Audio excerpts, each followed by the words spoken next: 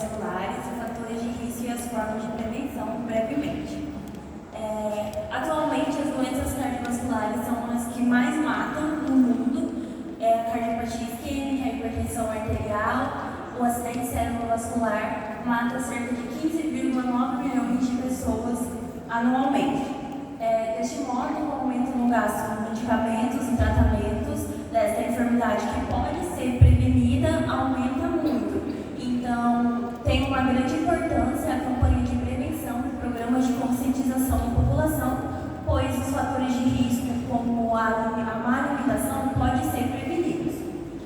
Os fatores de risco aumentaram muito do ano de 1990 até atualmente, porque o consumo de gorduras saturadas, principalmente na alimentação industrializada, aumentou muito de gorduras saturadas, que aumentam o colesterol, e gorduras trans, que levam o colesterol LDL e diminui o LDL, são pró-inflamatórios. Outros fatores de risco, como o sedentarismo, o tabaco, o colesterol alto, o álcool, a hipertensão, a dislipidemia, a diabetes mellitus e a obesidade também são fatores que vão corroborar para as enfermidades cardiovasculares. E muitas delas podem ser prevenidas com as campanhas de conscientização. A melhor forma de prevenir, então, além das campanhas que o governo pode fazer, são o exercício físico, 30 minutos por dia, que vai aumentar o HDL e diminuir o LDL, os triglicéridos plasmáticos, e uma dieta regulada em alimentos de vegetais, frutas, cereais integrais, soja, azeite e peixes. São muitos alimentos que podem aumentar ou diminuir o colesterol, que podem contribuir ou favorecer a doença. Eu coloquei os principais da nossa alimentação, que são as grasas saturadas, são aquelas presentes no óleo, na carne, que a gente consome todos os dias. Elas podem sim ser consumidas, mas de uma maneira regulada, porque elas elevam o colesterol. E uma forma de substituir essas grasas saturadas são os ácidos graxos monossaturados, que é o azeite de oliva, o azeite de canola, azeitona, avelã e abacate, que pode ser substituído. Eles são muito importantes porque eles ajudam as artérias a não se obstruírem, diminuem o LDL e aumentam o HDL. E as gorduras poliinsaturadas, como o ômega 6 e o ômega 3, o ômega 6 é importante na nossa alimentação, só que consumido de uma maneira regulada. E o ômega 3 também é muito importante, ele está presente nos peixes, só que a gente não consome muito ele, né? Porque é salmão, coisas que é muito caro atualmente. E ele é muito importante porque ele diminui os triglicéridos e a pressão arterial. E o sal também, que pode ser consumido cerca de, o índice é 6 gramas diários, né? Para não causar aumento da pressão arterial. Porém, com uma alimentação de industrializados vai provocar um aumento da pressão arterial devido ao excesso de sódio no cloreto de sódio, que é o sal popular. É isso.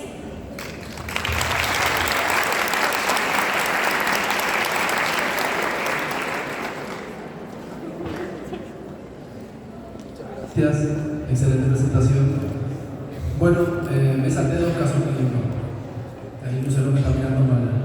Bueno, el segundo caso clínico, cuerpo extraño en el conducto auditivo de paciente pediátrico por 5 años. Reporte de un caso, Lucero Cabaña. Adelante, Lucero.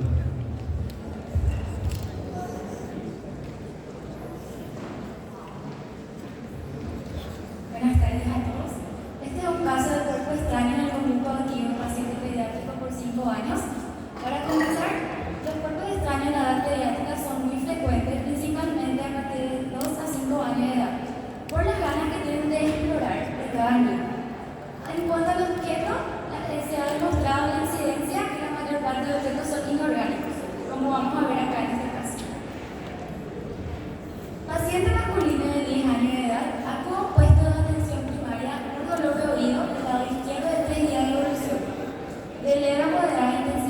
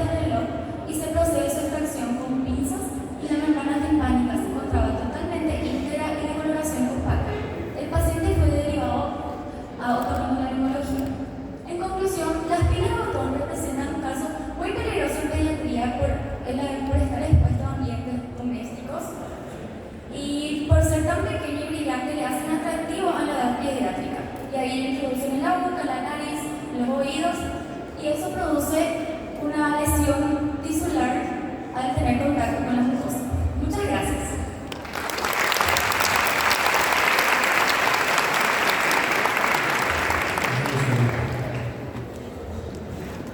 Último caso clínico, tumor abdominopélvico.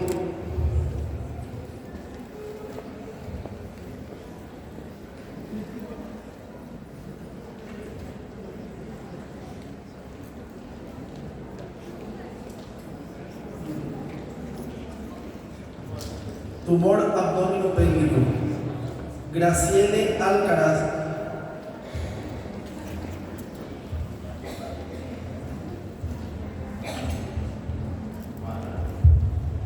Boa tarde. O nosso trabalho, esse trabalho foi feito em parceria com a nossa chefe de cátedra em ginecologia, a doutora Carmen Medina, e a nossa querida professora Lorena Campos, professora de ginecologia. Ambas as doutoras foram quem conduziram o caso, bem como sua cirurgia e acompanhamento da paciente. Se trata de uma paciente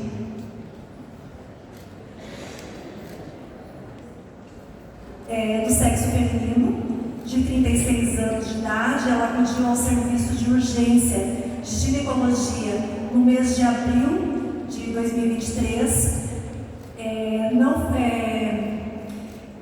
com dolor em hipogastro e epigastro. Durante o exame físico se constatou uma massa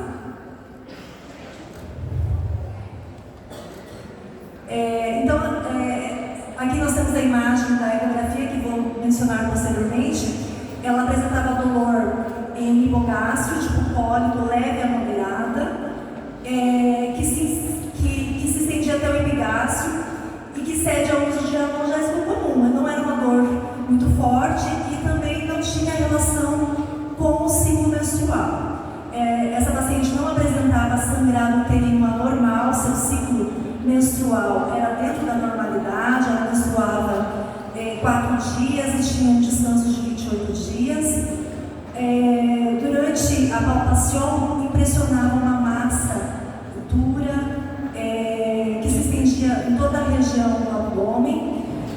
Referia que não poderia ser gravidez, mas mesmo assim foi solicitado o beta-HCG, que saiu negativo. Essa massa ela era pouco móvel, né? Ela era uma massa pétrea. A expressão ginecológica, que não tinha pérgida de sangue, né? Não havia nenhum tipo de pérgida nem de fluidos por vagina. E também não se pôde fazer o tato bimanual por conta disso dolor, pelo desconforto da paciente. Então foi solicitado também um exame de ecografia, né, ginecológica, e nesse exame se constatou uma massa multinodulada de grande tamanho que abrangia os vários quadrantes do abdômen de aproximadamente 3.000 centímetros cúbicos. Então era uma massa bem considerável. O seu abdômen apresentava a palpação, um abdômen de 8 meses de gestação. Então as doutoras, em análise, né, decidiram pela laparotomia. Não foi mencionado aqui no slide, mas um dos exames que foi solicitado para a paciente foi o estudo CA-125, né, para ver os marcadores, o tipo de marcador tumoral, e esse saiu fora dos ramos normais, né, ele teve praticamente o dobro do que seria o ramo para se preocupar com a possível tumoração maligna. Então, aí também se preocupou em fazer o mais breve possível essa laparotomia exploradora. Então, durante a intervenção cirúrgica, né, se identifica uma tumoração multinodulada, de bordes irregulares, superfície lisa, com vascularização aumentada e que se estende do borde anterolateral direito, a nível de fundo uterino, anexos que pressionam livres. Vocês podem ver aí na imagem que as trompas estão presentes, né? Ovários que foram conservados, né? Foram extraídos, então foi feita uma esterectomia. A paciente, apesar de estar em idade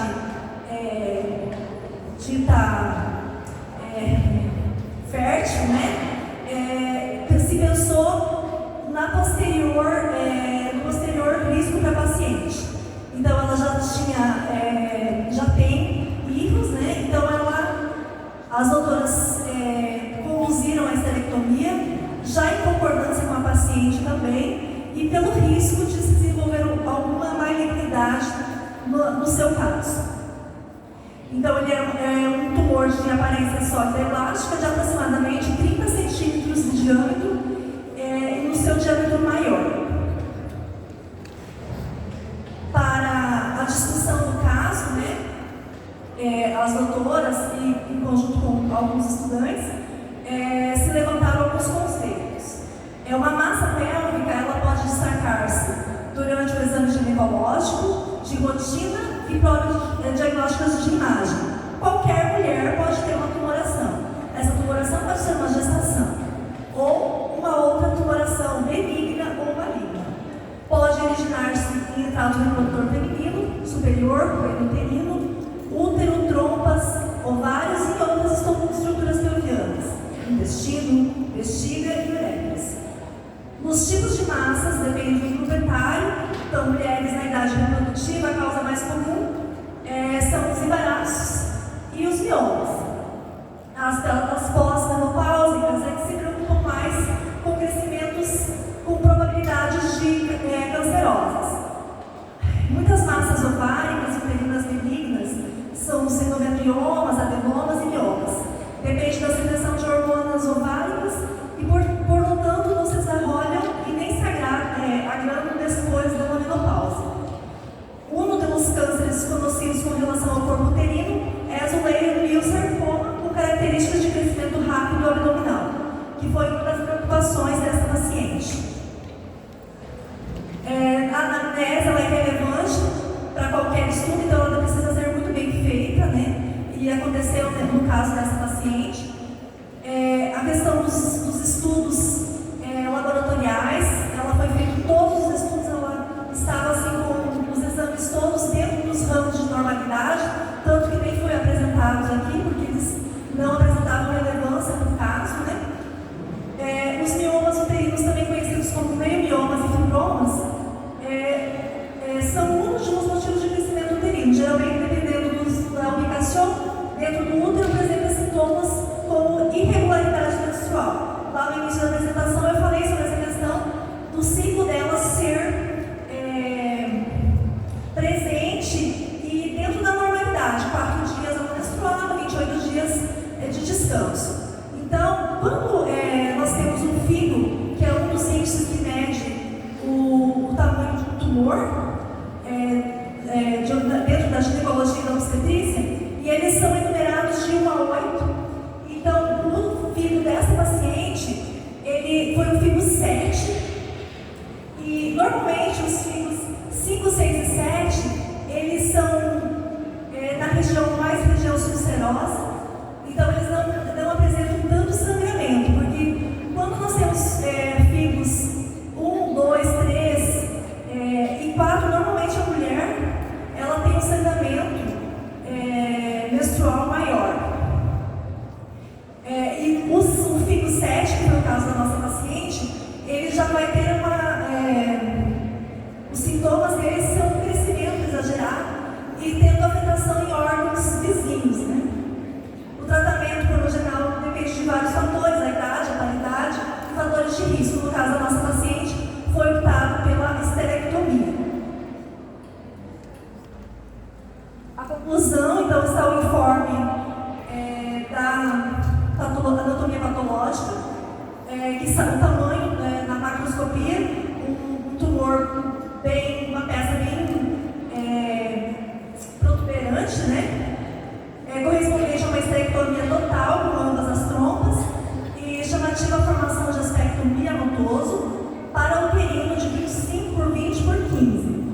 corpo incolhido mede em média 10 por 5 por 4. O peso total da ressecção foi 2.800 gramas. O líquido livre na cavidade, que se centrifuga para o estúdio, apresentou um mioma uterino sem signos de malignidade. Endométrio, coelho e trompa sem alterações significativas. Líquido abdominal sem células neoplásicas nem adipias. O caso da amostra dessa paciente confirma os dados mencionados na literatura, sua incidência, bem como os dados epidemiológicos, manifestações clínicas e hallazgos ecográficos e anatomopatológicos. Muito obrigada.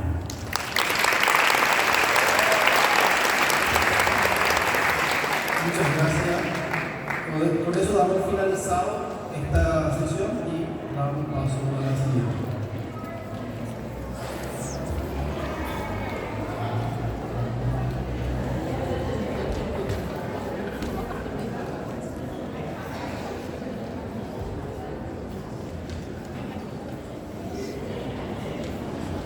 Agora avançaremos para as duas últimas atividades do dia. Então, discutiremos um tema de extrema relevância e ainda sensível nos dias de hoje. A atuação de órgãos desempenha um papel fundamental na área da saúde, oferecendo uma segunda chance para aqueles que enfrentam doenças graves e condições médicas debilitantes. Este ato generoso e compassivo não apenas salva vidas, mas também melhora significativamente a qualidade dos beneficiários. A importância da doação de órgãos transcende a esfera médica, tocando em questões éticas e sociais. Além disso, tem implicações econômicas significativas, impactando sistemas de saúde e economias nacionais. Invitamos a la doctora Elsa Escalante, que nos hablará sobre los aspectos básicos de la donación, trasplantes de órganos y también a la abogada Nancy Carolina Peralta, que nos hablará sobre los aspectos jurídicos que regulan la donación y los trasplantes del Paraguay.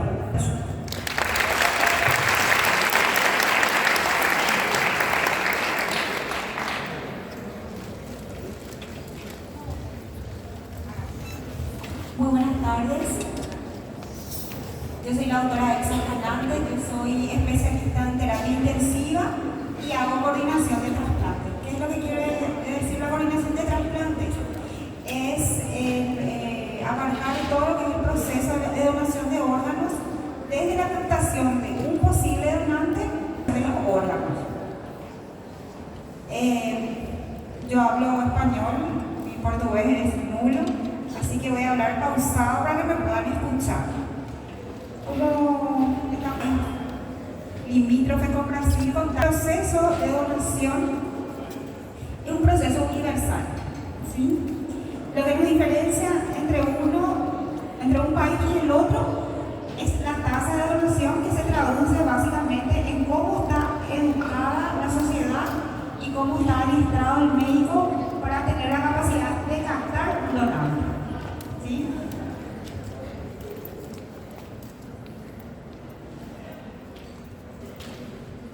Bueno, para hablar un poco de la historia de los trasplantes aquí en nuestro país, Paraguay, puse un poco esto, un poco animado para no aburrirnos tanto, ¿verdad? Porque ya es tarde, ya estamos cansados, entonces hice un poco alegórico a que todos estamos siempre conectados al teléfono, siempre estamos en la red, entonces elegí esto. ¿Cómo es la historia de los trasplantes en Paraguay?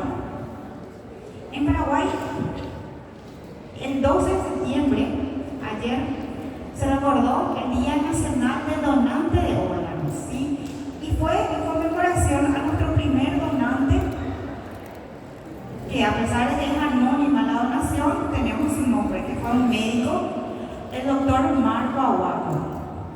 Sufrió un accidente cerebrovascular, se diagnosticó la muerte, se certificó la muerte, y sus familiares respetaron su voluntad de ser donante.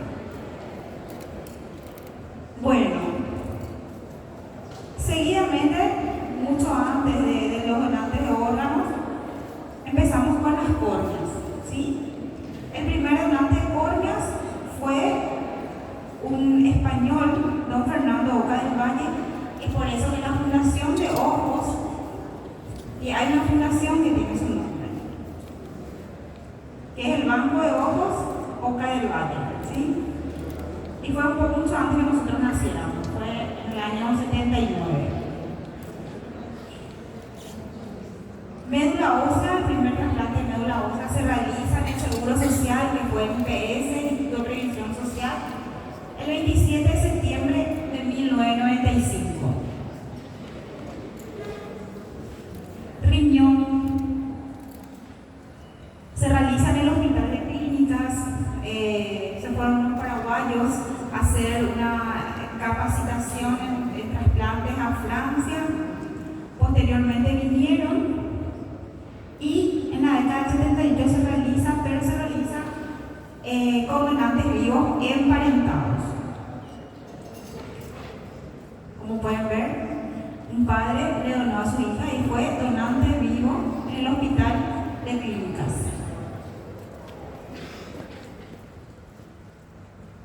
Cardíaco adultos. El primer trasplante cardíaco en nuestro país se realizó el 9 de julio de 1996. Es por eso que el 9 de julio en nuestro país se celebra el Día Nacional del Donante.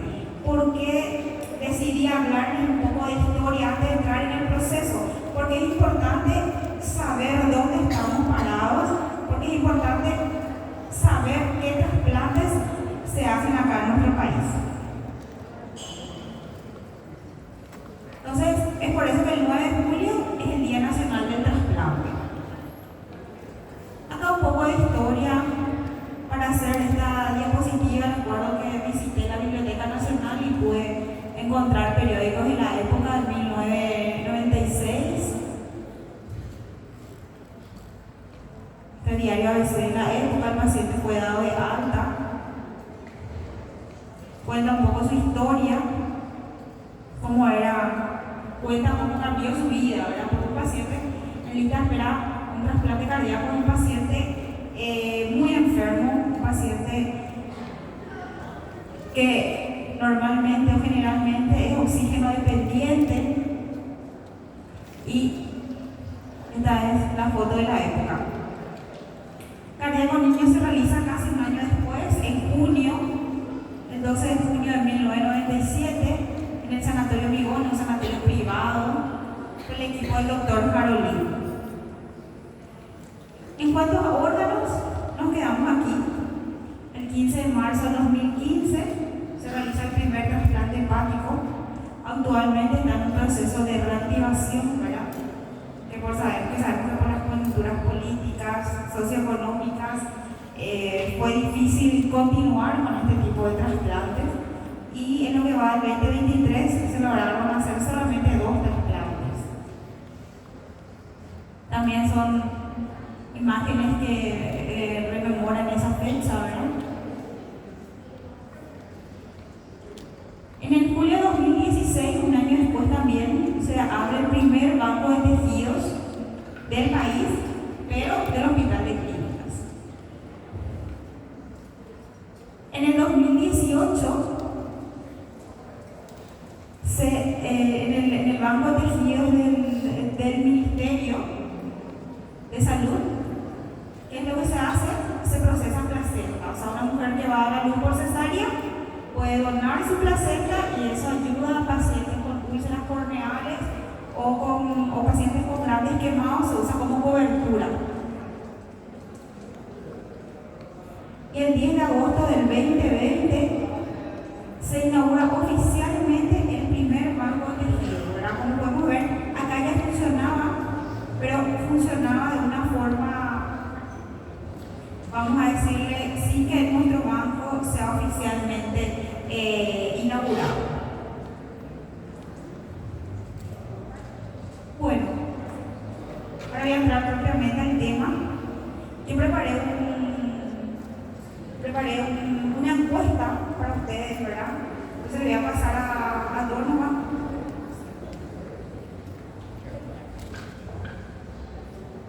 Entonces, mientras yo voy haciendo las preguntas, pero mientras yo voy hablando, ustedes me van a responder.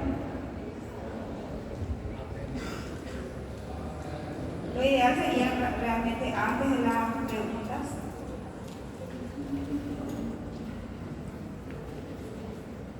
Voy a pasar por WhatsApp, yo me imagino que ustedes tienen un grupo.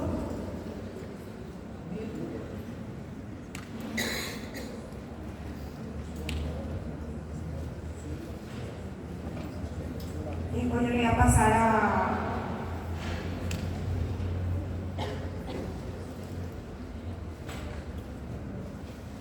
un ratito, mientras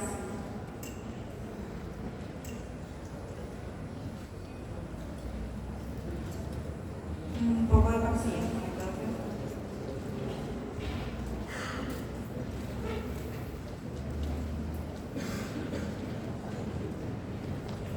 Bueno, entonces, Congreso 2023, y les preguntan si que saben de la muerte encefálica, nombre, perdón, sexo, edad, algo básico.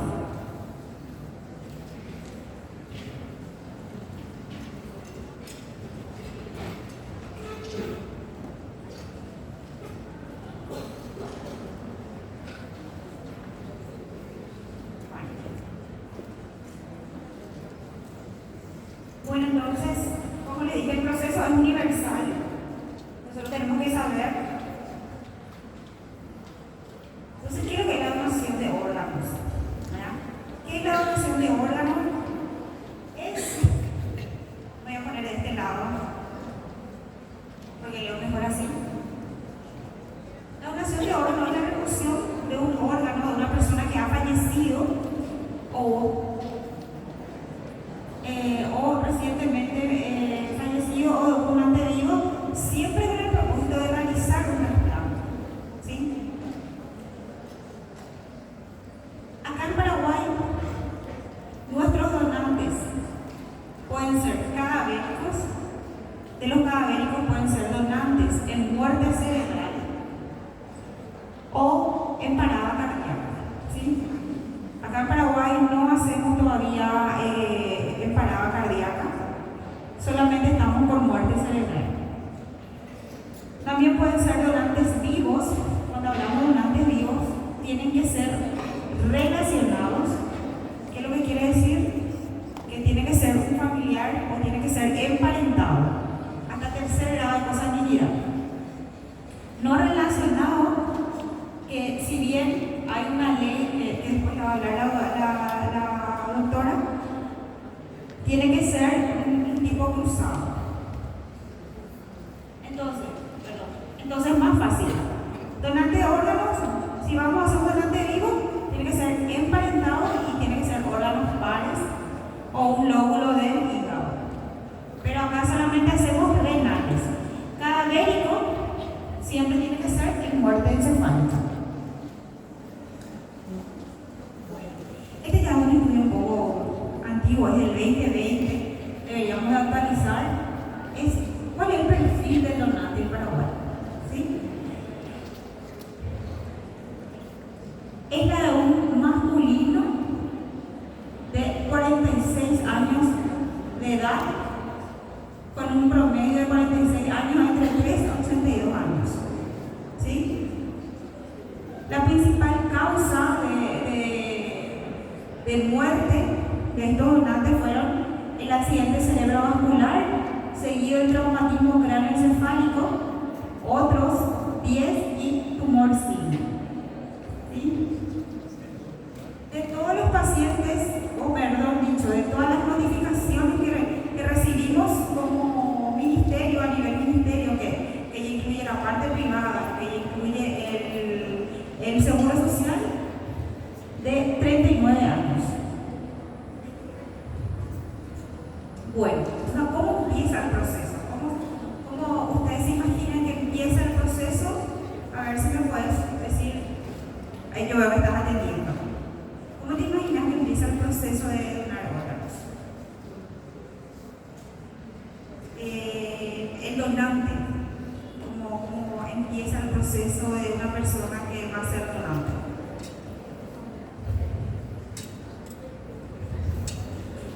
dijimos que nosotros tenemos la mayor parte, tienen que estar fallecidos en muerte encefálica, ¿sí? Entonces empieza acá con la detección de un posible donante.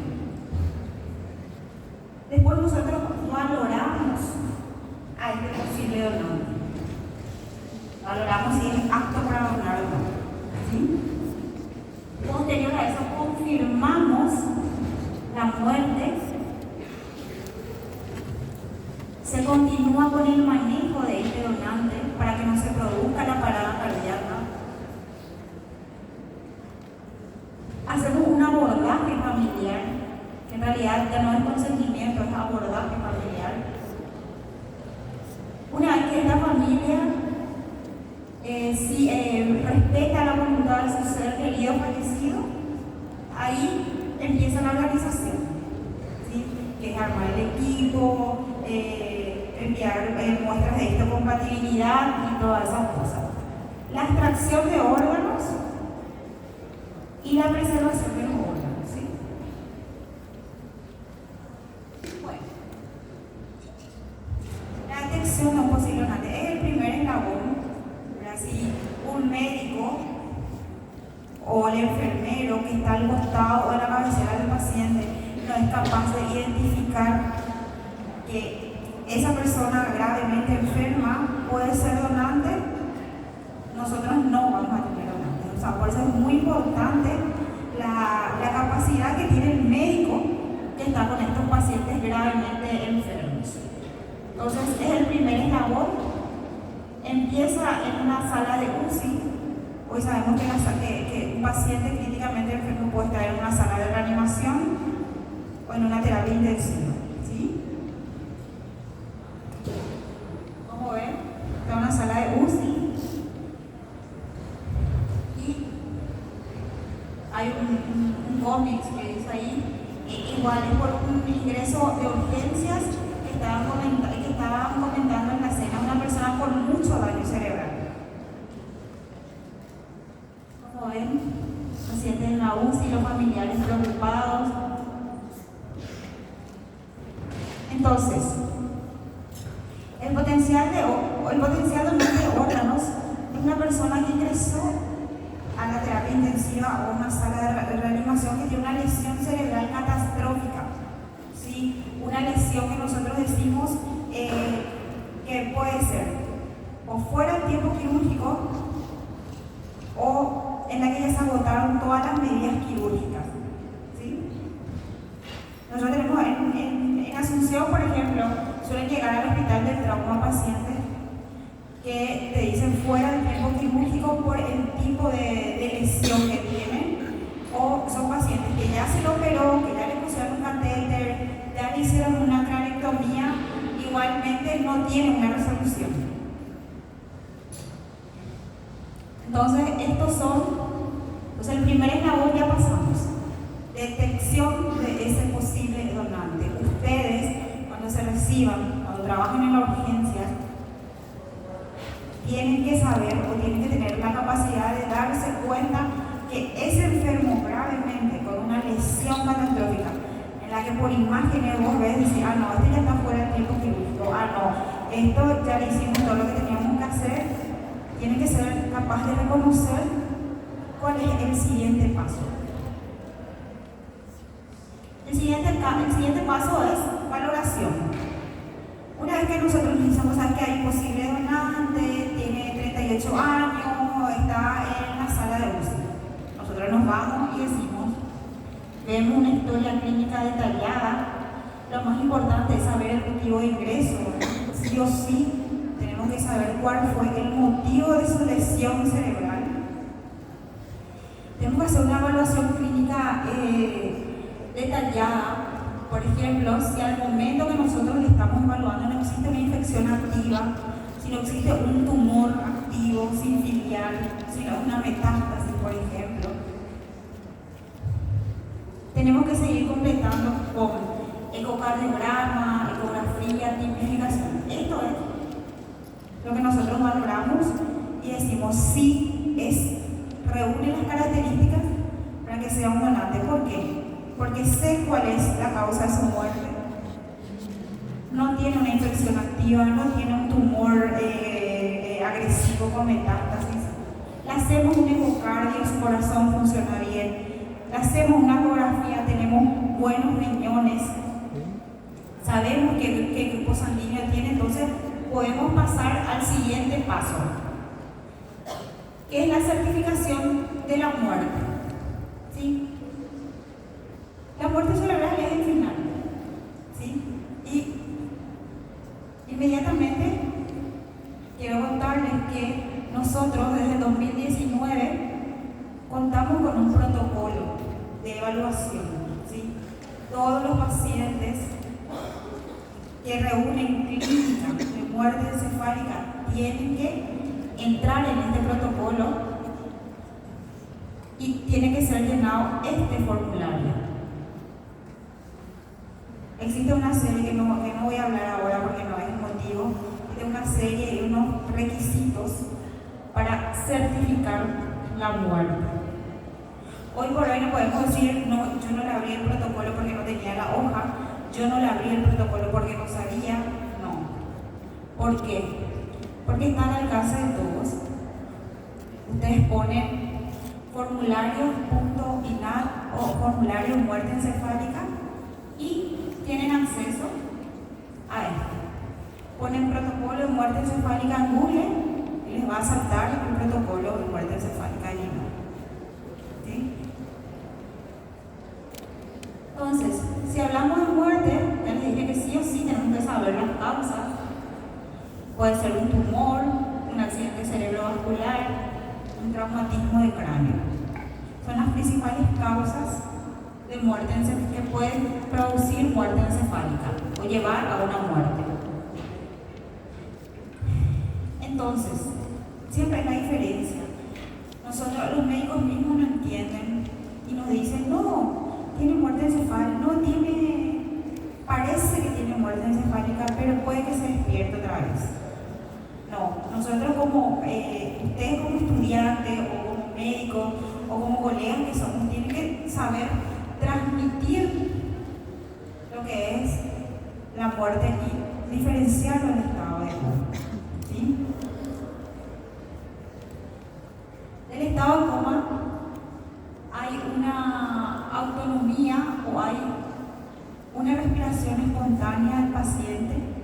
El paciente tiene una capacidad de regular todavía su estado hemodinámico y su estado respiratorio.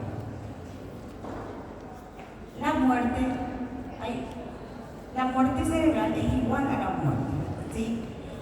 Muchísimo debate hubo ya con el Colegio de Médicos desde 1968, donde decía que el corazón ya no podía ser considerado el órgano central de la vida y la muerte como sinónimo de ausencia de latido cardíaco. Se elegía el cerebro como el órgano cuyo daño debía definir el final de la vida. ¿Sí? Entonces, a partir de 1968 existen criterios neurológicos y criterios cardiorrespiratorios para definir la muerte. Claro, cuando hablamos de muerte, siempre bajo un estricto protocolo a cumplir. Entonces les traje esto por eso, ¿verdad? Porque no es algo que nosotros inventamos, no es algo que se hizo para que la gente done, sino que se vio que incluso cuando no existía una lesión, cuando no existía funciones cerebrales, cuando no había reflejos de tronco, cuando no había, el paciente podía seguir con una circulación y una respiración asistida en forma artificial. Entonces, temas de lo mismo. Entonces, contarle que el diagnóstico de muerte encefálica es un diagnóstico médico y legal de muerte. Su cerebro ya no vive, quiere decir que la persona respira porque lo hace una máquina. Entonces, nosotros ya hicimos una detección de donante, una detección de un posible donante, ya valoramos que ese gravemente enfermo, cumple los requisitos para ser donante, ya certificamos la muerte y tenemos que continuar con el mantenimiento. Este mantenimiento no es más que un cambio de objetivos en el tratamiento. Cuando llega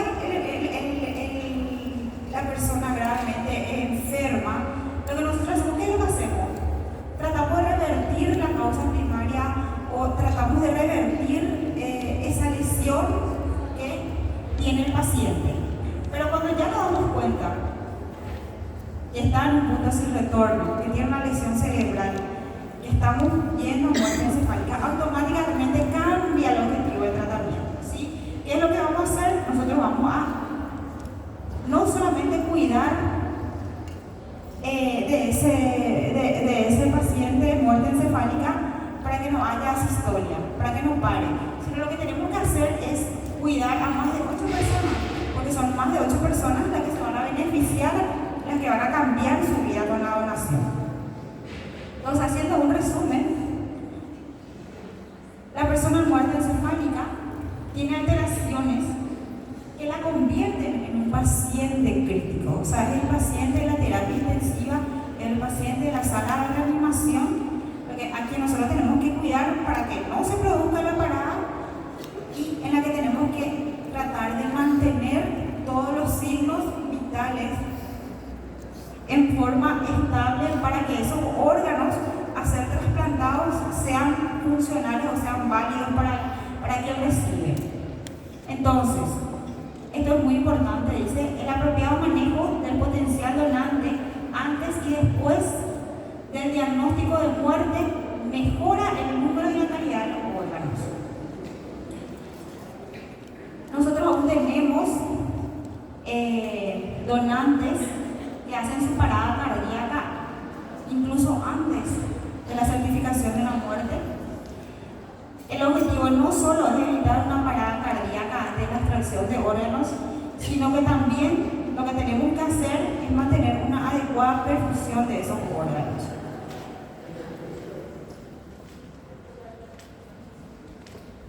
Bueno, después viene la entrevista familiar. La entrevista familiar desde el 2019 cambiamos el enfoque. Antes nosotros pedíamos una autorización, ahora lo que hacemos es un informe de la calidad de donante de ese fallecido, ¿sí? Es informar a los familiares sobre la donación. Se trata de ofertar. Lo que nosotros hacemos es darle la posibilidad a esa familia que su ser querido sea donante, pidiéndole que respete esa decisión. Para nosotros, más allá del mantenimiento, más allá de la detección, para nosotros de los coordinadores es crucial, porque es acá donde nosotros decimos, dejamos todo acá, nos vamos a nuestra casa o pasamos al siguiente proceso. Esto es un eslogan, ¿verdad? La solicitud de la donación es descrita como la pregunta más difícil en el momento más difícil y a una familia desdichada porque acaba de perder a un ser querido.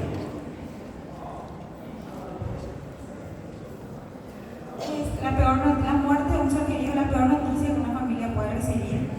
Es por eso que nosotros elaboramos siempre lo hacemos en situación de ayuda, ¿sí? En situación de ayuda y de soporte para ese dolor, tratando de ver que esta familia vea el lado positivo de la muerte, saque algo bueno del fallecimiento.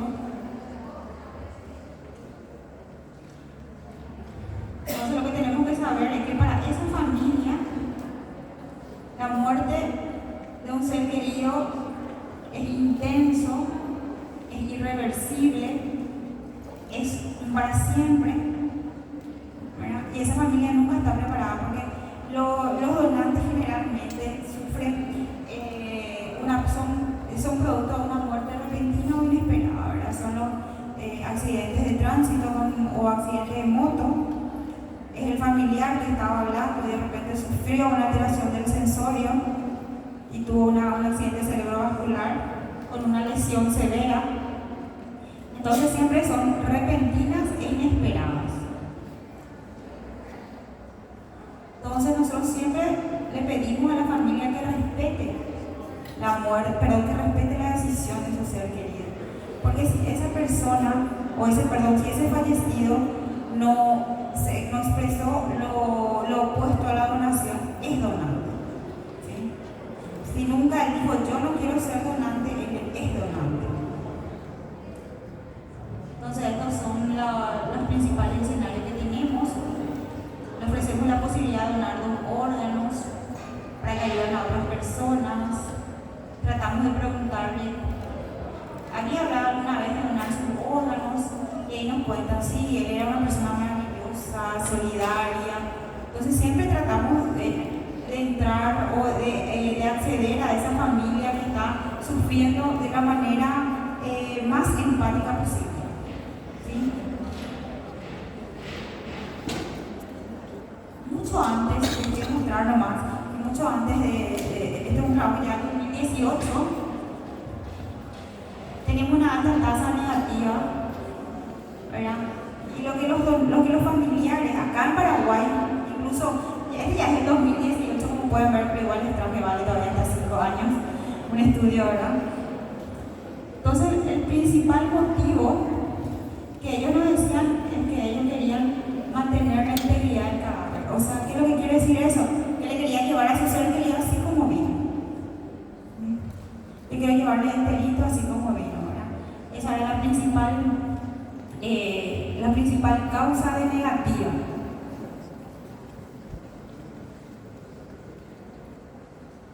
Entonces, ¿cuál es la relación de la muerte con el trasplante de órganos? Muerte encefálica influye en la concepción del término. Existen órganos que solamente de una persona fallecida o de un cadáver. Y siempre que hablemos de muerte encefálica, tenemos que saber que el diagnóstico siempre es independiente si existe o no donación de órganos. ¿Sí? Si esa enferma no va a ser donante de órganos, igual hay que terminar el protocolo, por darle un ejemplo. ¿Para qué? Para que se produzca la retirada de todo su polvo artificial. El siguiente proceso es la organización. Esa organización, una vez que la familia dice sí, va desde comprar hielo para el mantenimiento de los órganos en fresco, enviar serologías, armar el equipo de ablación, enviar las muestras de histocompatibilidad. Para que tengan una idea de cuando la familia dice sí, ahí nosotros tenemos que armar el equipo de ablación, tenemos que enviar sangre, tenemos que incluso preparar una conservadora donde se mete el órgano con un líquido de conservación, ¿sí? Cada hospital debería tener un equipo de ablación. Hoy por hoy tiene un equipo de extracción de órganos en IPS y el Hospital de Clínicas en Asunción. Cuando hablamos de conservación de los órganos, debemos usar un líquido que se llama HTK, se le dice, o custodiol, y eso se le inyecta a los órganos y se le baña al órgano en ese líquido, se pone en un envoltorio y eso otra vez se pone en una conservadora con hielo. Tener en cuenta también, acá es importante saber que los riñones incluso pueden conservarse hasta 24 horas. El hígado solamente hasta 6 horas, o sea, es el máximo que puede estar fuera del cuerpo. El corazón un máximo de 4 horas. ¿Sí? Pasadas esas horas ya podemos tener fallas en el injerto. Esta es la situación actual de Paraguay, ¿verdad? Como ven, acá casi el último, antepenúltimo. ¿Sí? A nivel del Mercosur podemos ver también que se correlaciona con lo que les mostré hace rato, que es la principal causa del accidente cerebrovascular. Que un donante puede salvar la vida a más de 8 personas. Entonces es importante que ustedes, cuando están en la cabecera de una persona gravemente enferma con una lesión cerebral catastrófica, sean capaces de hacer una detección precoz y de poder iniciar el protocolo, ¿sí? Entonces, nosotros tenemos programas activos acá de riñón, hígado, corazón y a nivel de tejidos, huesos y córneas, ¿sí? El hueso se fragmenta en lo que nosotros llamamos chips, que son así bolsitas de este tamaño. Entonces, la persona que dona un hueso largo puede ayudar a muchísimas más personas para relleno óseo. Por ejemplo, si a alguien se le sacó para un tumor, se le rellena con eso. Córneas son 2 personas, riñones son 2 personas. Entonces, incluso más de 8 personas pueden ayudar a la donación de órganos. Además son fotos de un paciente que recibió donante de receptor de tejido corneal. Una corrida que se hizo. Estas son trasplantadas renales. Hoy por hoy ya están terminando el colegio, ¿sí? Estas son fiestas de la Asociación de Trasplantados en IPS. Esto es cuando hay un operativo, se activa incluso el semen, haciendo la ablación. Siempre que sea mayor a 400 kilómetros, nos vamos en avión. Y así, esto voy a olvidar nomás para no hacer muy largo. ¿A todos les llegó el mensaje para responder? Bueno, excelente. Bueno, hasta acá es mi presentación y espero que les haya servido. Lo más importante, entonces, no quiero que se olviden.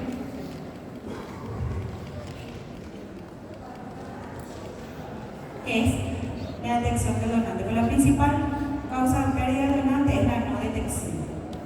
¿Sí? Bueno.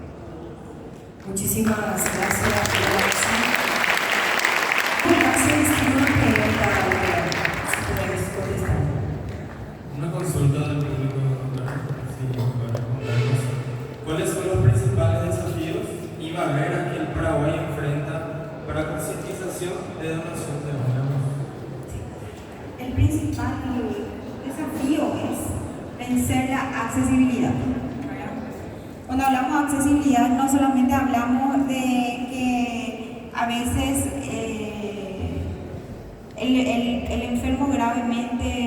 la persona gravemente enferma con una lesión cerebral catastrófica y con un estado hemodinámico que no podemos recuperar, que es uno de los principales problemas también de la pérdida de donante acá en nuestro país, es la educación.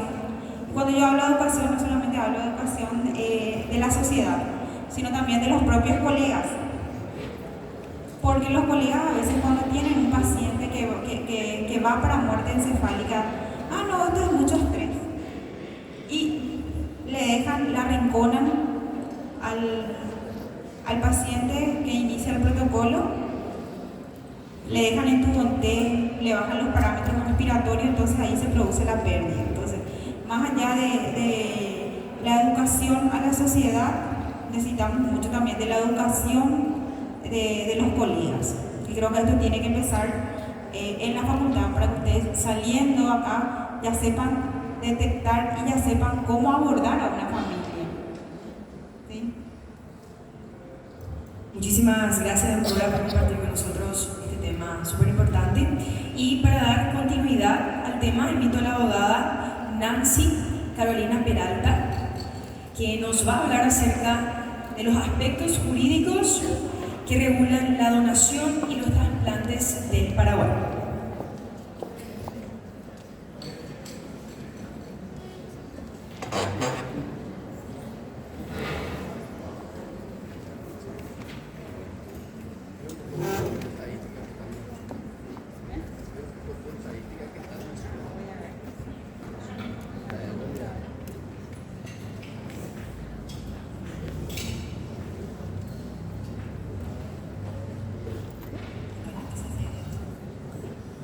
Bueno, muy buenas tardes.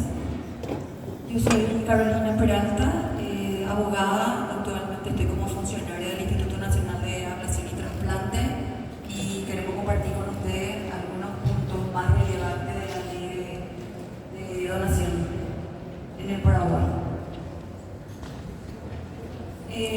lo que mencionó la doctora Elsa Escalante, está contemplado, ¿verdad?, en la ley 1246 de trasplante de órganos y tejidos anatómicos humanos. Con esta ley empieza o se crea el Instituto Nacional de Ablación y Trasplante como organismo rector, ¿verdad? ¿Qué significa eso? Que todos los procedimientos en cuanto a donación, lista de espera, trasplante, se debe cumplir esta ley, ¿verdad?, para poder realizarse todos esos procedimientos.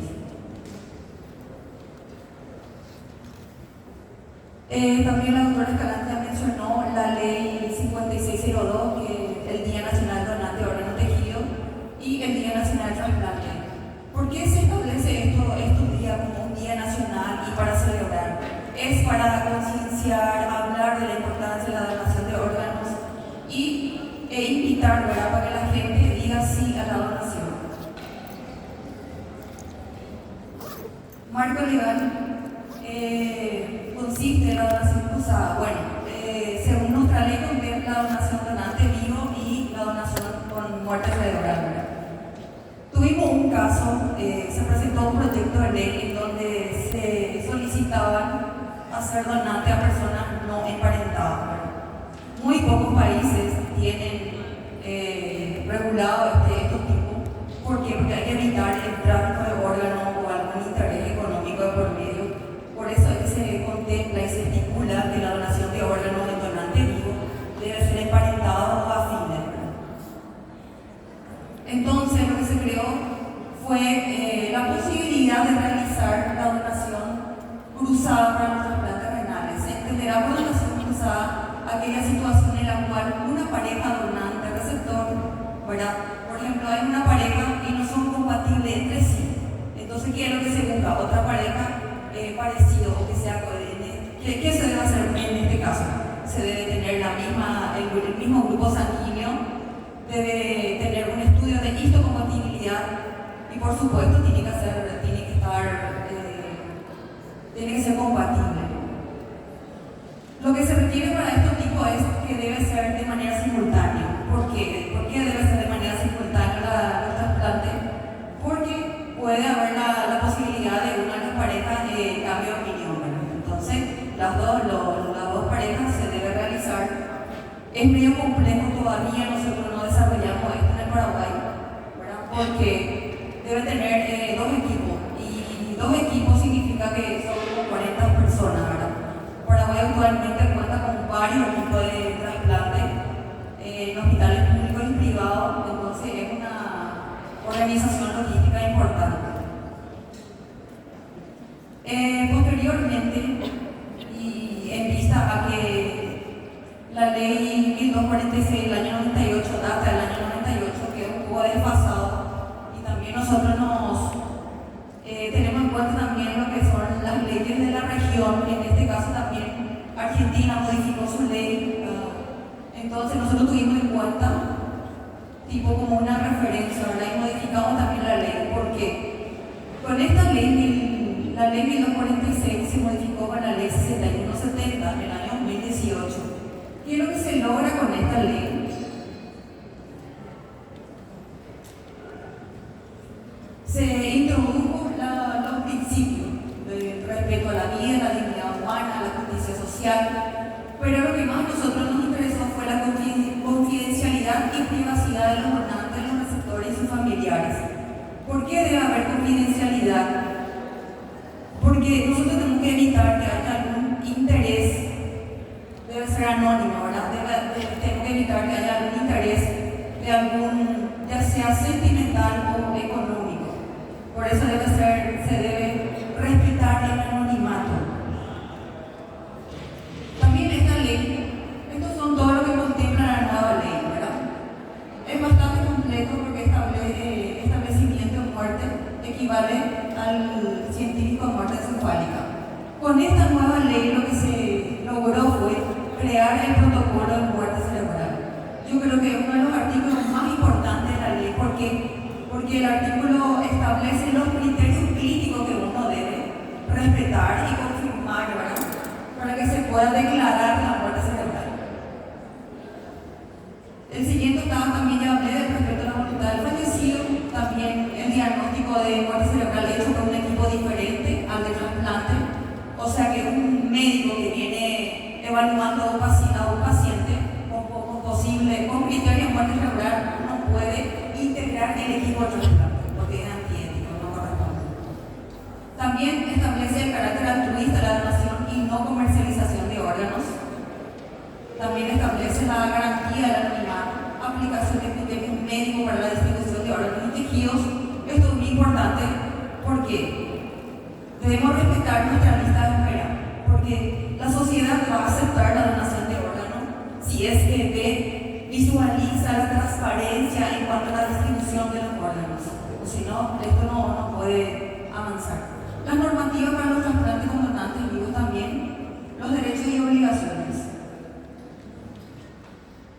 Los derechos y obligaciones de los médicos, los donantes, los familiares y los trasplantados de instituciones públicas y privadas.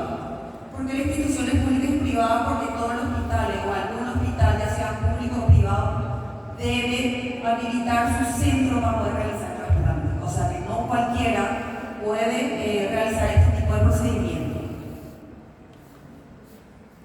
Estos son lo que ya mencioné. Las obligaciones de instituciones públicas también tienen la obligación de informar al Instituto de Trasplante la nómina de los pacientes que se hallan en la lista de espera.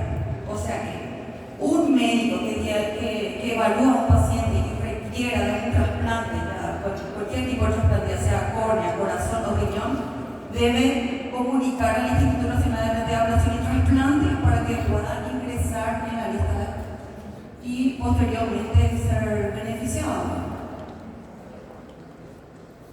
Los centros habilitados en Paraguay son varios, están los centros privados, están los públicos, aquí falta el Hospital de Clínica, el Instituto de Previsión Social, son varios centros y se la habilita por cada especialidad. Si va a realizar cardíaco, se la habilita para corazón, si es que córnea, se la habilita solamente para eso. Previo a esto también se debe habilitar a los médicos que quieran realizar porque deben tener una especialidad en el área. También esto es uno de los artículos más importantes que se insertó en esta nueva ley, la 6170, que todos los hospitales, ya sea públicos y privados, están obligados a contar con un médico referente. ¿Para qué? Para detectar los potenciales donantes, proveer una información adecuada a la familia, apoyar los procesos y actividades relacionadas con esta ley. Inclusive hay una sanción y multa para los médicos o para los hospitales que no cuenten con una persona de referencia en el área. Las obligaciones también para los profesionales que deben informar a cada paciente donante receptor y a sus respectivos grupos familiares de manera suficiente y clara sobre los riesgos, operaciones y trasplantes, ¿verdad? Así como ustedes hacen o van a hacer, se tiene que hacer firmar un consentimiento.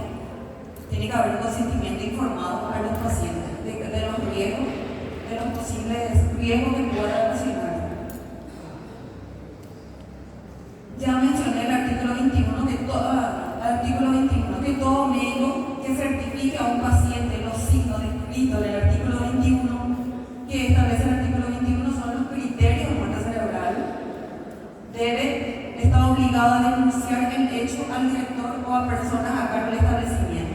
Ambos deberán notificarlo de forma inmediata a la autoridad del Instituto Nacional de Ablación y Trasplante. Inclusive, el médico que lo comunica y al director y el director del Instituto Nacional de Ablación y Trasplante, hay una obligación solidaria de ser responsable por la omisión de dicha notificación. Realmente este artículo no se cumple, ¿verdad? Porque imagínate cuántos pacientes están con criterios neurológicos, con criterios con posible muerte cerebral y no se avisa. Entonces, ¿qué es lo que se busca? Se pretende reglamentar este artículo y que haya sanción a los médicos, porque establece la ley una multa importante, ¿verdad? Para los médicos que no comunican al INAH de los posibles muertes, de los posibles donantes. También con la ley 6170 se modifica, ¿verdad? El artículo 17 establece que todos se presume la donación de órganos. Se establece la presunción que todos los paraguayos a partir de los 18 años somos posibles donantes, pero sí da la potestad de inscribirse como opositores. también, ¿verdad? Porque no puede ser obligatorio. Entonces, toda persona capaz mayor de 18 años podrá manifestar su oposición ante el INAH a las instituciones o locales que ésta habilite al efecto, para que después de ser confirmada su muerte, no proceda a la donación de órganos y tejidos de su cuerpo para ser trasplantado. O sea que anteriormente nosotros lo que hacíamos era inscribir a todas las personas interesadas en ser donantes. Hoy en día es al revés. Yo se presumo que somos donantes y si no quiero ser, tengo la potestad de decir me opongo a la donación de órganos. También esta ley establece varias sanciones de pena privativa de libertad en caso de que diera o impidiera indirectamente ofrecer beneficio o contenido patrimonial. Si es que existiera lucro, ¿verdad?, en cuanto a la donación y el trasplante de órganos y tejidos. Por último, y le quería invitar, porque cada año se realiza un máster de alianza con donación y trasplante en febrero y marzo, ¿verdad?, de todos los años. Este curso es en España, por ahí si alguien esté interesado, porque esto se va a realizar, yo sé que ustedes son estudiantes, por ahí alguna vez si les interesa la coordinación de trasplante, pues la doctora Escalante sí hizo una especialización. Todos los interesados en trabajar con nosotros deben realizar esta maestría para poder tener experiencia en el área. Así que cualquiera de ustedes, o si quieren comentar a alguien, pueden contactarse en el Instituto Nacional de Trasplante, y es un curso, una maestría que dura 2 meses, febrero y marzo. En España ellos le designan una ciudad, o sea que van y de acuerdo a la ciudad que indique, Sevilla, Madrid, no sé, se hace una pasantía por 2 meses. Así que eso es todo por mi parte y muchas gracias.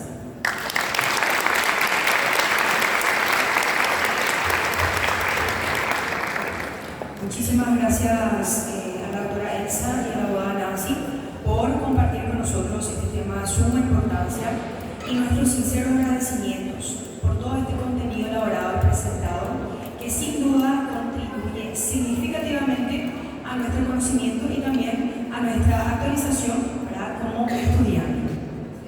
Ahora vamos a continuar con las conferencias.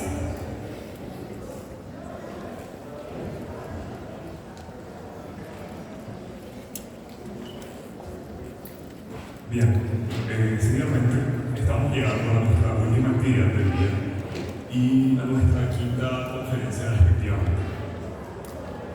Les invitamos entonces a nuestra última conferencia sobre las complicaciones neurológicas de la chikungunya al abordaje. Un nuevo estudio sobre los efectos del virus del chikungunya en el cuerpo humano ha señalado que, además de los daños ya conocidos en las articulaciones, la enfermedad también puede infectar el sistema nervioso central y asimismo comprometer las funciones motoras y a su vez neurológicas. Les pido que le den la bienvenida al Dr. Donovan Melgarejo, neurólogo, miembro del Comité de Certificación y Recertificación de la Sociedad Paraguaya de Neurología, miembro del Círculo Médico Paraguayo, miembro de la Sociedad Paraguaya de Medicina Crítica y Cuidados Intensivos, miembro de la Liga Paraguaya de la Lucha contra la Epilepsia, neurólogo del Hospital Central del IPS, en el Hospital Central de la Policía Roberto Caballero y en Sevilla. Fuertes aplausos.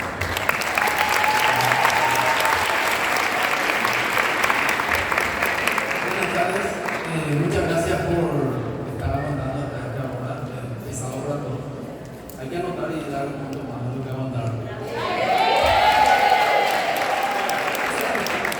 Vamos a hablar de las complicaciones neurológicas del virus chikungunya. Vamos a hablar sobre el abordaje y el manejo. Ahora que están viendo voy a tener menos nervios.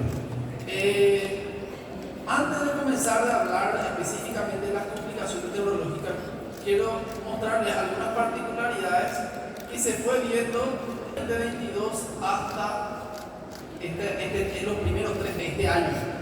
Algo que en Paraguay y en Latinoamérica, y específicamente en Paraguay, comenzó a suceder que no sucedía antes. Comenzaron a manifestarse formas atípicas de la infección y comenzaron a haber muertes y y también muchas complicaciones neurológicas que no eran tan frecuentes. No tengo ningún conflicto de interés, que es que si nadie me está pagando por venir a presentar acá, ni mi empresa farmacéutica ni nada, ojalá tuviese. Pero bueno, entonces, primero para que, como nos dimos todavía una introducción general, si bien creo que Pamela agarró y habló del virus chikungunya, no habló de idea, hay que entender que el virus tiene un vector y ese vector es un mosquito y es el mosquito más frecuente es la Aedes aegypti, que también es un mosquito que transmite el Zika, el dengue, ¿verdad? Y que hay un reservorio y ese reservorio somos los humanos. Entonces, para evitar que esto se propague tenemos una de dos: matarle al humano o matarle al mosquito. Elijan ustedes. Entonces, transmitida por mosquito del género Aedes, fue descrita por primera vez en el año 1952 durante un brote en el sur de Tanzania, o sea, en África. No todos los individuos infectados desarrollan síntomas. ¿Qué quiere decir? Vos podés tener la infección, pero no tener síntomas. Eso es bueno, para vos puede ser bueno, pero para la población no.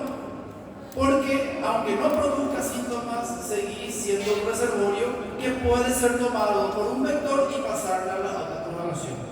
¿Y cómo se sabe eso? Se sabe porque prácticamente se vio que en el suelo de personas asintomáticas, el 3 a 20% de las personas con anticuerpos tenía anticuerpos por chikungunya y no tenía síntomas.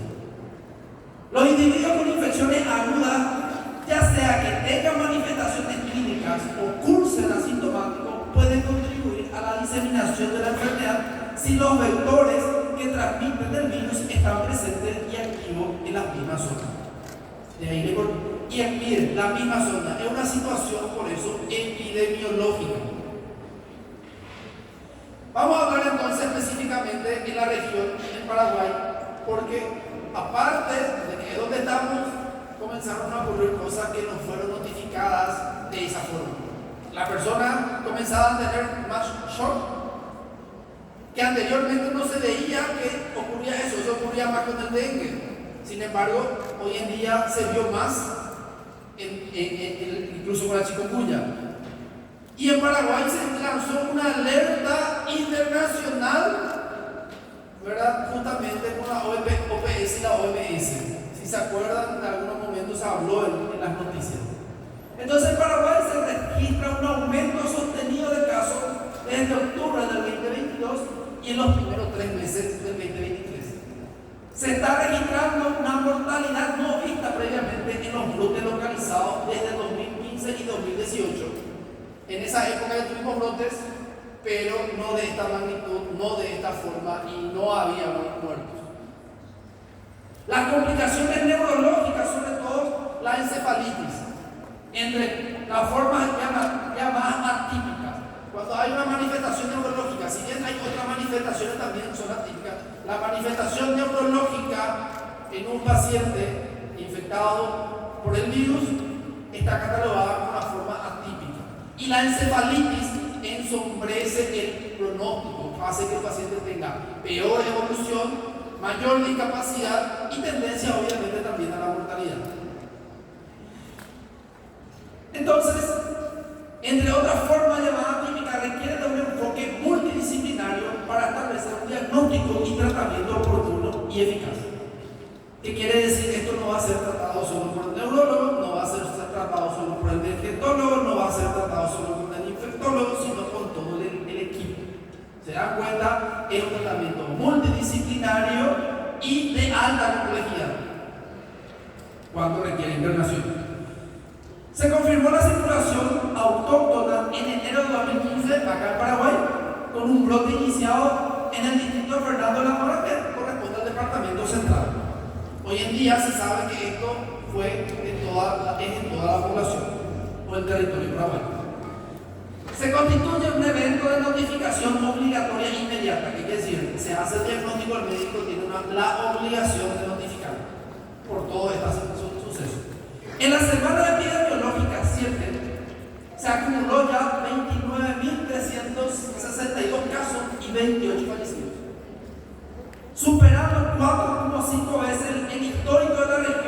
con una mortalidad sin registrarse previamente. Como pueden ver acá la imagen, 2020, 2021, 2022 fue aumentando, pero en el 2023 el pico mucho más rápido.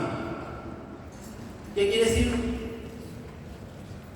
Vino a instalarse con mayor rapidez, con mayor fertilidad, con mayor virulencia.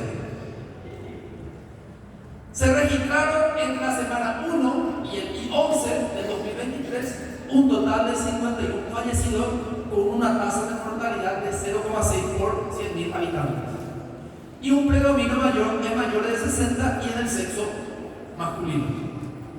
Entre las formas clínicas atípicas observadas durante el 2023, en las semanas 1 y 9, se destacó la encefalitis, con un total de 290 casos y incluso superó a todas las otras causas de encefalitis. Acá podemos ver entonces en Paraguay los números de casos confirmados y probables de chikungunya por semana epidemiológica desde la semana 40 del 2022 hasta la semana 10, como fue en aumento. Esto sería 2022, todo lo otro 2023, como se va en aumento. Y justamente en eso también ocurrieron las formas atípicas y de alta mortalidad. Este es un gráfico. Nuestro puntero parece que tiene falla hoy acá. Ese es solo para no quitar la costumbre. Entonces, discúlpeme por señalarle con mi dedo, ¿verdad? Pero sería interesante. Cuando una persona tiene el virus, puede tener el virus, el periodo de epidemia puede ir del 0 hasta 7 días.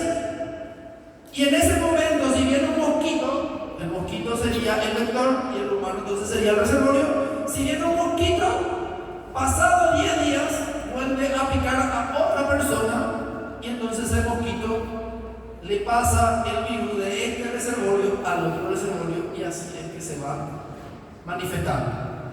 Los síntomas comienzan a aparecer desde el tercero al quinto día de que la persona fue infectada.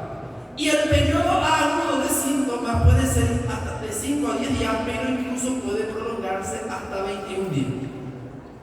Aparte de eso, las manifestaciones clínicas se dividen en agudas, que son desde el inicio de los síntomas hasta 21 días, subagudas de los 21 días hasta los 3 meses y crónicas más de 3 meses. Y todas esas tienen sus repercusiones. Las situaciones neurológicas pueden ocurrir en la parte aguda, subaguda o post cuadro infeccioso. ¿Qué quiere decir? La persona ya se curó aparentemente del cuadro infeccioso y después aparecen los síntomas neurológicos. De ahí la complejidad de preguntarle a una persona si tuvo alguna vez contacto o tuvo una infección con el virus o buscar esa situación, porque a veces, como pueden ver, del 3 al 28% pueden ser asintomáticos y puede ser que nunca tuvo una infección. Entonces, ¿cómo yo sé? Nexo epidemiológico. Normalmente, si se sabe que en la población hay, tiene una gran probabilidad que tenga y sea asintomático. ¿Sí? Entonces, se puede preguntar. No sé nada de eso, se tiene que pedir entonces anticuerpo para el virus. Estas son las manifestaciones agudas. Entonces, ¿cómo uno sospecha que una persona tiene infección por chikungunya? Fiebre y artralgia, las dos principales síntomas. Pero le estoy hablando de la parte neurológica. Tenemos dos síntomas y el tercer síntoma que pueden tener justamente es la cefalea. Pero la cefalea se puede tener en cualquier contexto. Entonces, normalmente fiebre, bronquialgia y cefalea. Cefalea es el síntoma y que incluso su tratamiento de repente a veces incluso no responde a analgésicos comunes. Entonces es algo para tener en cuenta también. Y los dolores de espalda. Las otras manifestaciones que son menos frecuentes, el rash que era más frecuente en el dengue, también conjuntivitis, náusea, vómitos, pero los tres principales síntomas: fiebre, artralgia y cefalea. Entonces, en la fase subaguda, después de los 21 días, de los 3 meses, En esta fase puede presentarse astenia intensa, el paciente puede quedarse con un cansancio, solamente ustedes escucharlo, pueden quedarse con un cansancio como una secuela que después con el tiempo va mejorando. Obviamente eso depende de su estado inmunológico, depende de su alimentación y su salud previamente. Y también en ese periodo puede haber síntomas neuropsiquiátricos. Y ahí hay que tener en cuenta si es un problema neuropsiquiátrico o ya una manifestación de una lesión cerebral conocida como encefalitis. La encefalitis es la infección del cerebro. Pero también se describe la meningoencefalitis. ¿Qué quiere decir? Afección de la cultura del cerebro y el cerebro. A eso se conoce como meningoencefalitis. Lo que les voy a mostrar con respecto al manejo es lo que lanzó como guía el Ministerio de Salud en este 2023. No borrando el mundo. Entonces, la manifestación, dijimos ya que se quedaba como manifestaciones atípicas cuando hay lesiones del sistema nervioso. Y puede ser lesiones del sistema nervioso central y periférico. Dentro de la lesión del sistema nervioso central tenemos a la meningoencefalitis, a la encefalitis, las convulsiones que pueden formar parte de la meningoencefalitis o la encefalitis, o puede ser directamente solo del virus o de la complicación clínica del cuadro infeccioso, que no es directamente del virus sino por su complicación, que quiere decir deshidratación, trastorno electrolítico, hipoglicemia y todo lo demás. Sí, lesiones periféricas como el síndrome de Guillain-Barré, la paresia, las parálisis y las neuropatías, que también se vieron mucho. Eso es lo que vamos a estar hablando. Esto es solo para hacer otro recuento de lo que ya estuvimos hablando, eso ya dijimos. Dijimos entonces, ¿cómo vamos a abordar a un paciente? Primero tenemos que saber la característica epidemiológica relevante. Tenemos que pensar, cuando ya sabemos que existe, hay que pensar que puede ser. ¿Y qué es lo que tenemos que saber? Lugar de residencia, dónde esa persona vive, si en esa región estaba circulando. Antecedente de viaje, si viajó en un lugar donde pudo estar expuesto y pudo traer. Por ejemplo, acá estaba en Salto Loberirá y acá no va a haber tanto como en Asunción. Y justo se fue a Asunción 2 o 3 días a hacer su documentación y volvió. Pudo haber traído de ahí. Y si estuvo expuesto, esta situación hay que preguntar. Las complicaciones que habla la literatura hablan de estas tres complicaciones y estos tres tratamientos principalmente, pero existen más complicaciones neurológicas. Pero son las más frecuentes y es la que vamos a hablar, que son la encefalitis, el síndrome del túnel carpiano y el síndrome de Guillain-Barré. Acá mucha relevancia a la encefalitis y al síndrome de Guillain-Barré, que fueron los que se presentaron con mayor frecuencia e incluso con mortalidad y discapacidad importante. Entonces, cuando nosotros sospechamos de una encefalitis por chikungunya, primer punto, serología positiva para chikungunya. Si un paciente tiene serología chikungunya y asociado a esto tiene algún trastorno a nivel de la conciencia, y cuando hablamos de trastorno a nivel de la conciencia, por decir paciente que esté excitado, paciente que esté somnoliento, paciente que esté osteoporoso o paciente que esté en coma. O sea, que haga un deterioro permanente o progresivo del nivel de conciencia asociado a una persona que tenga un factor de riesgo que le puede predisponer a que haya tenido un contacto con el virus. También cefalea como síntomas dominantes. A una persona que tenga cefalea muy intensa, de repente hay que parar la oreja porque puede ser que ese sea un primer síntoma de una cefalitis. Solo la cefalea no va a ser una cefalitis, pero una cefalea que progresa con una alteración de la conciencia, ahí hay que pensar en una cefalitis. ¿Sí?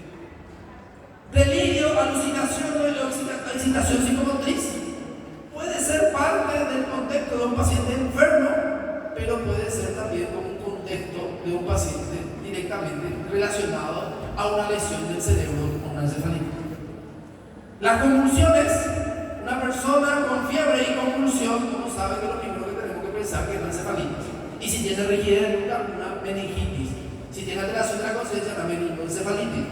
Y también un déficit neurológico focal, una focalidad. ¿Qué quiere decir? Un lado del ojo no comienza a ver, de repente se le debilita el brazo, no puede caminar bien, o una parálisis de algo más, alguno de estos otros síntomas, me hacen pensar de que voy a hacer una encefalitis.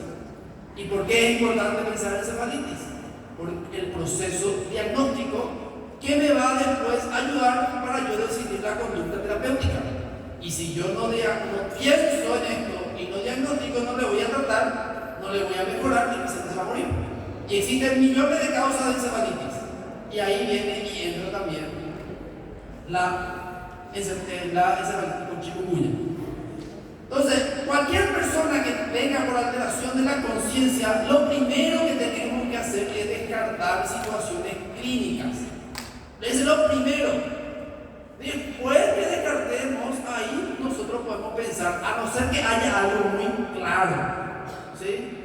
Si hay algo muy claro, una focalidad neurológica, no va a ser un síndrome confusional por cuadro clínico. Pero una persona que está débil completamente, sí puede ser. Eso hay que tener en cuenta. Una persona con un deterioro del estado de conciencia sin focalidad, primero descartar caso clínico. Si tiene focalidad, ahí directamente vamos al cuadro neurológico. Entonces, medio interno, trastorno electrolítico, estado de hidratación. La deshidratación hace que una persona esté menos activa, más somnolente, puede incluso estar en coma por deshidratación y no ser una encefalitis. ¿Cómo nosotros sabemos que una persona está con deshidratación? Taquicardia, hipotensión, mucosa seca. Con la clínica ya podemos orientarnos. Y si no sabemos usar la clínica, bueno, pues le pedimos un laboratorio, perfil renal, electrolitos, y ahí me va a venir más parámetros. Gasometría, donde me va incluso a hablar del estado ácido básico, que una persona deshidratada va a estar acidótico también.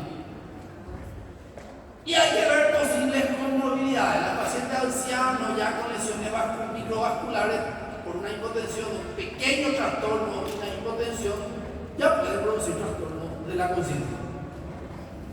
Entonces, la aparición de una encefalitis, como le dije, puede hacer que sea sombrío la evolución. Hay que tener en cuenta que normalmente la encefalitis aparece dentro de los 10 primeros días de una persona que tenga síntomas de chikungunya. Ese es lo más típico. ¿Qué quiere decir? Que la encefalitis normalmente aparece en la etapa aguda. La gran mayoría de las veces tiene antecedentes de fiebre y artralgia, pero puede que no. Y se vio que se ve más en menores de 1 año y en ancianos. Situación, menor de 1 año, le dejamos a los pediatras, yo trabajo más con adultos, ¿verdad? Es más complicado la semiología, y en ancianos puede ser millones de cosas que provocan alteración de la conciencia. Entonces, estamos en una situación que el diagnóstico es un poco complicado si no tenemos experiencia y si no estudiamos. Entonces, ¿qué es lo que vamos a hacer y por qué vamos a hacer? Eso es lo importante. Siempre hay que decir, ¿qué vamos a hacer y por qué vamos a hacer? No tenemos, la gente te dice en el protocolo, escribió alguien que entiende lo que está haciendo. Por lo tanto, para que se pueda manejar ese protocolo, yo también tengo que entender por qué. Entonces, antes de memorizar ese protocolo, hay que entender por qué pido y para qué pido. Entonces, lo primero que le voy a pedir a una persona con trastornos neurológicos, que pienso que tiene un trastorno neurológico central, como la encefalitis, es una tomografía. ¿Voy a encontrar algo en la tomografía? No. Probablemente en 1% pueda encontrar alguna lesión isquémica cuando ya es muy avanzado. En la etapa 1 probablemente no encuentre nada, ni aunque el paciente se muera por encefalitis chikungunya. Entonces, ¿para qué le pido la tomografía? Para descartar otras situaciones que pueden llevar a alteración de la conciencia. Hemorragia, tumor, otras situaciones que pudo haber llevado a una alteración de la conciencia. Además, el paso más importante es hacer una punción lumbar. Si el paciente tiene una tumoración o un edema importante, si yo le hago una punción lumbar, quito el líquido cefalorraquídeo, voy a hacer que el cerebro caiga por el agujero magno. Me imagino que dieron anatomía a la gran mayoría que está acá. Y el agujero magno es el único agujero por donde puede salir lo que sería la parte del sistema nervioso central. Entonces viene y se tranca ahí, y a eso le llamamos enclavamiento. Ese enclavamiento produce isquemia de todo el cerebro, el paciente muere, y es inmediato. Y eso lo estamos provocando nosotros si es que no descartamos. No tenemos tomografía en el lugar. ¿Qué hacemos? Ahí tenemos medios clínicos, ¿verdad? Pero hoy en día la gran mayoría tiene que tener un tomógrafo, donde estos pacientes tienen que ser retirados de un tomógrafo. Pero ocurre una situación que no tengo la tomografía. ¿Qué hago? Entonces yo tengo que ver si su fondo de ojo si no tiene edema de papila. Ahí hay otro problema. Hagan fondo de ojo ahora que son estudiantes y sigan haciendo después que sean médicos. Si van mucho más, si van a estar en una urgencia. Porque ustedes son el peldaño para que el paciente se salve. Entonces, lo que van a hacer urgencia, tienen que saber hacer fondo de ojo, no solo el neurólogo. Si no hay tomografía, con mucho más razón. Entonces, cuando van a elegir dónde se van a ir, si no van a elegir, pero es la única situación que van a tener, aprendan a hacer fondo de ojo. Si no hay edema, yo igual puedo hacer una punción lugar. Pero si tiene edema, sí o sí le tengo que derivar a un lugar de tomógrafo porque yo le puedo producir esa situación. Entonces, para descartar otra causa, aunque a veces puede producir isquemia, pero eso normalmente en la etapa más. Entonces, ¿cuál es el mejor estudio desde el punto de vista de la imagen? La resonancia. Pero la resonancia puede ser que tampoco lo muestre nada.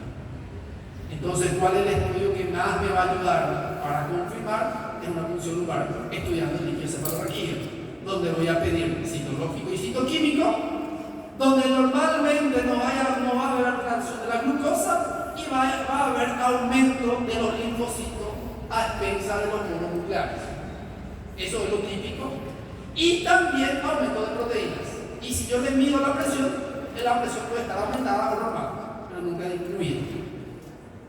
Aparte, cuando yo le pido citológico y citoquímico, si yo pienso en encefalitis, no voy a pensar solo en encefalitis con chikungunya, ni aunque el paciente haya tenido chikungunya.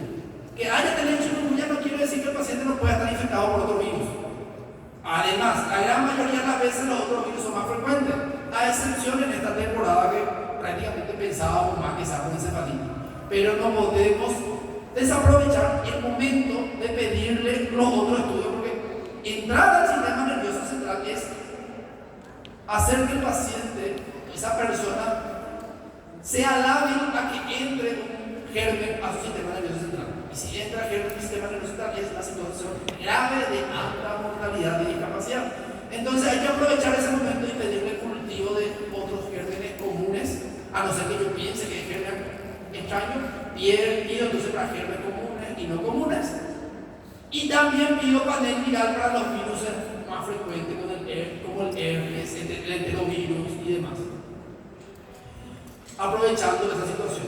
Y también ahí yo pido, dependiendo del tiempo, si yo pienso que la persona tiene menos de 5 días, le tengo que pedir serología, y si tiene más de 5 días, le tengo que pedir anticuerpos.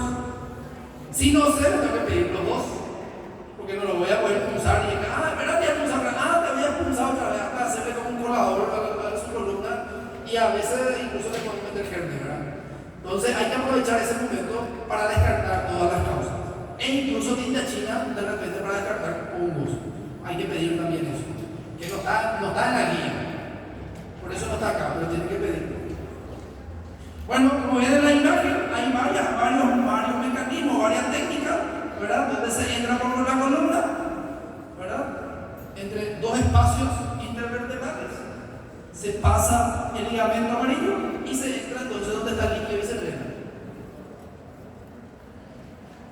Dijimos la resonancia encefálica.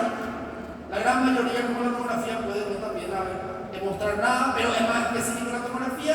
Y cuando se ve pequeñas lesiones hiper intensas en flyer y en términos. Como ustedes pueden ver, casi no distinguen tanto, son muy sutiles.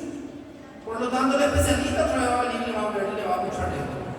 Entonces, por eso la clínica ya me va a ayudar mucho, la punción lumbar también, pero si puedo hacer una resonancia, ayuda mucho para ver cosas que no se ven en la tomografía. ¿Puede ser venir normal también? Sí, puede venir normal. Entonces, nuestro aliado para la encefalitis es la punción lumbar, descartando siempre otra etiología antes de. Entonces, pero si no hay caso de la tomografía, fondo de ojo y punción lumbar. No tengo esa opción, no sé hacer fondo de ojo y bueno, ya hay que llamar a los médicos. Enviarle donde la gente sabe. Si no sé, lo más sano posible, tanto para ustedes que como para el paciente, es enviarle el que sabe. Y comienza a estudiar después. Tratamiento, si bien todas las investigaciones, acuérdense, voy a decir de una forma mal, si está grabado, pero igual voy a decir. Esta es una enfermedad de países pobres. Por lo tanto, si ustedes ponen ahora mismo, ponen en PubMed o cualquier cosa, casi no van a encontrar publicaciones. Porque esto ocurre acá, nosotros que somos más pobres. Entonces no hay muchos estudios que me digan 100% las cosas, pero lo que se vio que responde hasta 2 tratamientos, por lo tanto, esto es los tratamientos que se hacen. Metilprednisolona 1 gramos diluido en suelo fisiológico en 360 goteos para 3 horas, 1 gramo por 5 días. Cada día se le hace eso.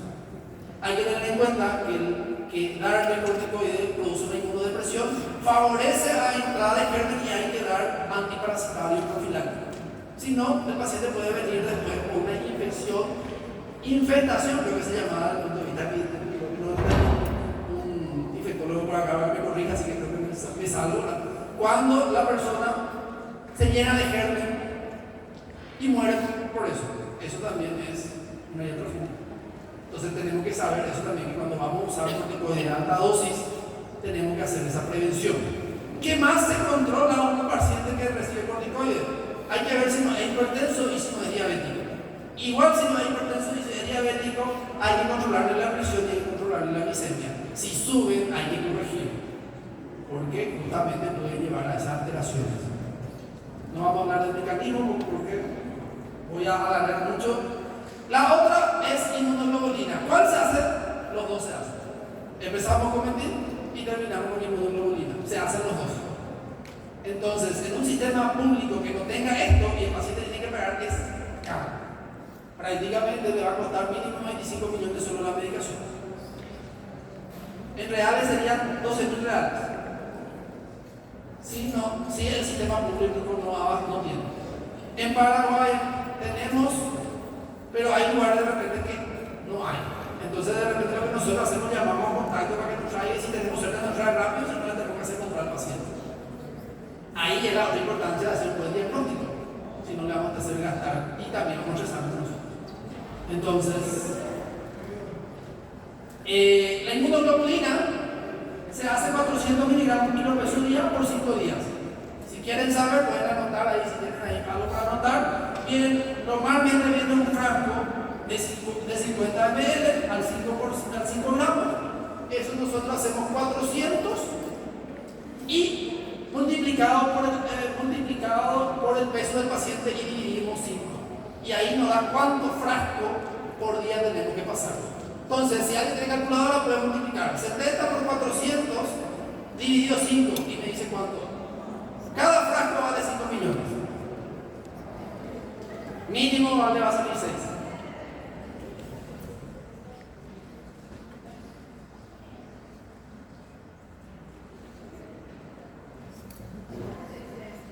¿Cuánto salió?